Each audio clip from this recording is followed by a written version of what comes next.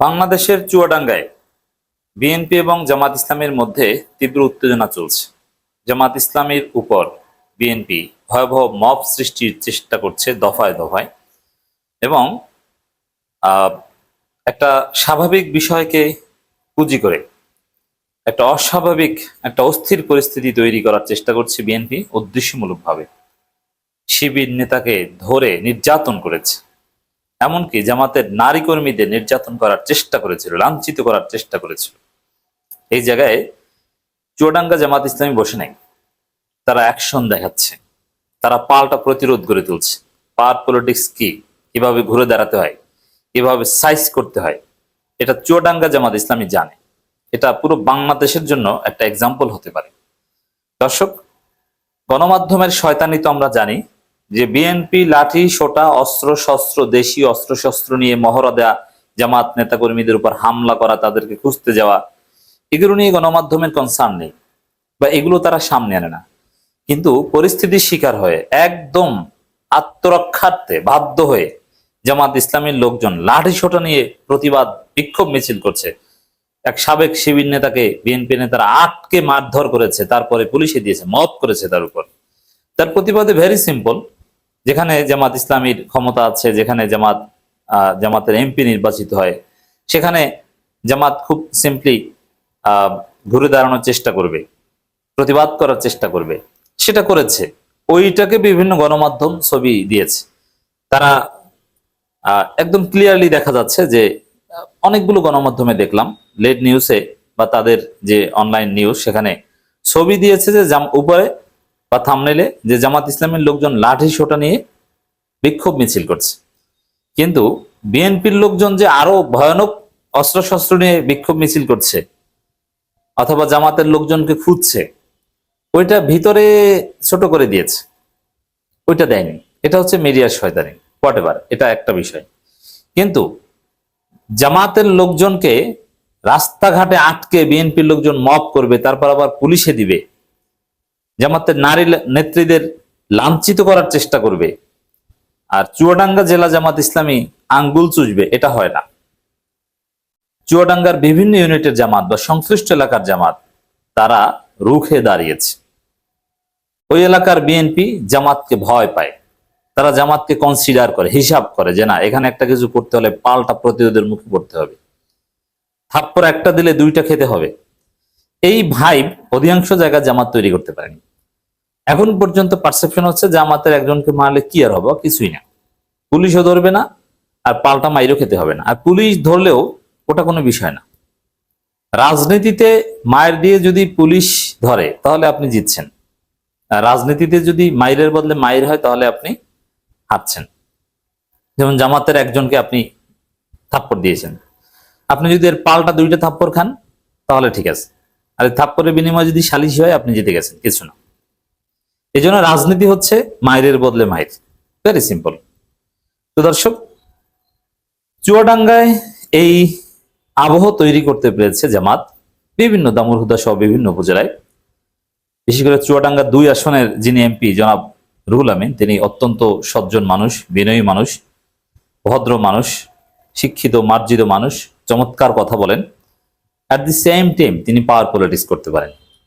তার কোনো নেতাকর্মীদের উপর অযাচিতভাবে হামলা করবে, তার নারী কর্মীদেরকে টিস করবে, আর এমনিতে পার পেয়ে যাবে না, এমন নেতা জনাব রুহুল আমিন না। তো এই চুয়াডাঙ্গার এই রাজনীতিটা জামাতের রাজনীতির একটা এক্সাম্পল। এরকম রাজনীতি জামাত টুকটাক আরো বিভিন্ন জায়গায় করে, কিন্তু এটা সম্প্রতি সামনে এসেছে। এবং দুঃখজনক যে ঘটনা যেখান থেকে সূত্রপাত, আপনারা জানেন যে দামুরহুদা মডেল মসজিদে জামাতের নারী নেত্রীরা একটা প্রোগ্রাম করেছিল, মডেল মসজিদের একটা যে অডিটোরিয়াম বা কক্ষ ভাড়া নিয়ে। কারণ এটা সিম্পল প্র্যাকটিস যে মডেল মসজিদের কক্ষ বিভিন্ন সামাজিক কাজে ভাড়া দেওয়া হয়, এটা বিএনপিও চাইলে ভাড়া নিতে পারে, এবং ভাড়া নিয়ে একটা নির্দিষ্ট সময়ের জন্য ভাড়া নিয়ে তার প্রোগ্রাম করে।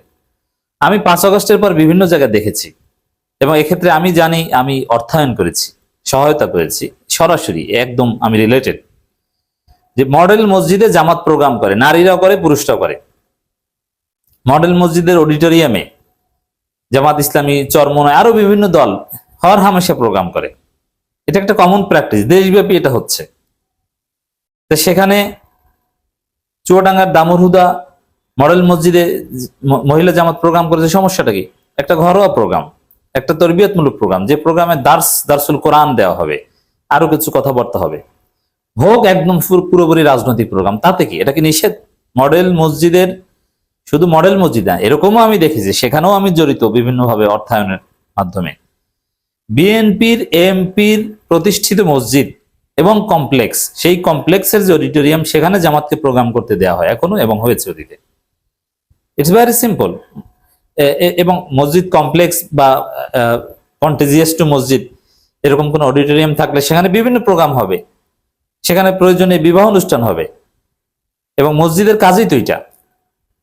মিজানুর রহমান আজহারি মসজিদের একটা থিওরি দিয়েছিলেন, তার একটা স্বপ্ন ছিল যে প্রত্যেক জেলায় একটা একটা মসজিদ তৈরি করবেন, মডেল মসজিদ, যে মসজিদের সাথে লাইব্রেরি থাকবে, শিশুদের খেলার জায়গা থাকবে, পার্কিং জোন থাকবে, এবং সেখানে কমিউনিটি সেন্টার টাইপের বড় অডিটোরিয়াম থাকবে, যেখানে বিবাহ অনুষ্ঠান থেকে শুরু করে সামাজিক অনুষ্ঠান হবে, মসজিদকে কেন্দ্র করে একটা সমাজ গড়ে উঠবে। তো সেখানে মহিলা জামাতের লোকজন কোরআন হাদিসের একটা প্রোগ্রাম করছে, এটা সব জায়গায় হয়, এমন না যে এটা অদ্ভুত বা প্রথম করেছে, যে দৃষ্টিকটু না, এটা একটা কমন প্র্যাকটিস। তো ওইটাকে কেন্দ্র করে সেইখানে তালা দিয়েছে বিএনপির লোকজন, যে মব করার চেষ্টা করেছে। নারীরা প্রোগ্রাম করে, সেইখানে যে ঘেরাও দিয়েছে বিএনপি সন্ত্রাসীরা। এরপর প্রশাসন এসে ওই নারীদের উদ্ধার করেছে। নারীদের সাথে শিশুরা ছিল, তারা ট্রমাটাইজ হয়েছে, কি ভয়ানক সন্ত্রাসী করছে। এটা স্বাভাবিক একটা কাজকে, যেটা কোনো সন্ত্রাসী কাজ, বিএনপিকে উস্কানিমূলক কোনো কথা না, বিএনপির বিরুদ্ধে কিছু না, একটা ঘরোয়া প্রোগ্রাম, সেটাকে কেন্দ্র করে মব সৃষ্টির চেষ্টা করে পুরো চুয়াডাঙ্গা উত্তপ্ত করে ফেলেছে বিএনপি সন্ত্রাসীরা। এটা কেন? এটা কোনো রাজনৈতিক আচরণ না, এটা চুয়াডাঙ্গায় বিএনপি পরাজিত হয়েছে, এই পরাজয়টা তারা সহ্য করতে পারছে না, মানতে পারছে না, যার ফলে তারা এই অগণতান্ত্রিক আচরণ করছে। তো এইটা পুরোটাই অগণতান্ত্রিক, কারণ গণতন্ত্রে কেউ বিজয়ী হবে, কেউ পরাজিত হবে। সারা বাংলাদেশে তো বেশিরভাগ জায়গায় বিএনপি জিতেছে, অল্প কিছু জায়গায় জামাত জিতেছে, সেই কয় জায়গায় আপনারা সহ্য করতে পারছেন না, এভাবে ইরিটেট করতে হবে, ডিস্টার্ব করতে হবে। এটা কোনো রাজনীতি না, এটা সন্ত্রাসী। এই জায়গায় জামাতকে আরো ঘুরে দাঁড়াতে হবে, কারণ বিএনপি এখানে ভয়াবহ অপরাধ করেছে। আর চুয়াডাঙ্গার জামাতের ভাইয়েরা জাস্ট একটা কথা মনে রাখবেন, আপনি যদি রাজনীতি টিকে থাকতে চান, আপনার এমপি আছে, আপনি যদি পরবর্তীতে এমপি হতে চান, মায়ের বদলে মায়ের, আপনার কাউকে মায়ের দিয়েছে, আপনি পুলিশের কাছে বিচার দিলেন, সালিশির আয়োজন করলেন, সিনিয়র নেতারা এসে মিলিয়ে দিলে, ওটা কোনো রাজনীতি না, আপনি হেরে গেছেন। মায়ের বদলে মায়ের দিতে হবে। চুয়াডাঙ্গায় যেটা আমরা দেখেছি, যে লাঠি সোটা নিয়ে জামাতের লোকজন মহড়া দিচ্ছে, মিছিল করছে, হ্যাঁ, এটা করতে হবে, এবং বার্তা দিতে হবে যে জামাত অন্যায়ভাবে কারোর সাথে কোনো ঝামেলা করবে না, কিন্তু অযাচিত ভাবে জামাতের লোকজনের গায়ে হাত দিবেন, ওই হাত সুস্থ থাকবে না, জবাব দেওয়া হবে। এটা প্রতীকী অর্থে, ওই হাত সুস্থ থাকবে না বলতে আপনি পাল্টা প্রতিরোধের মুখোমুখি হবেন।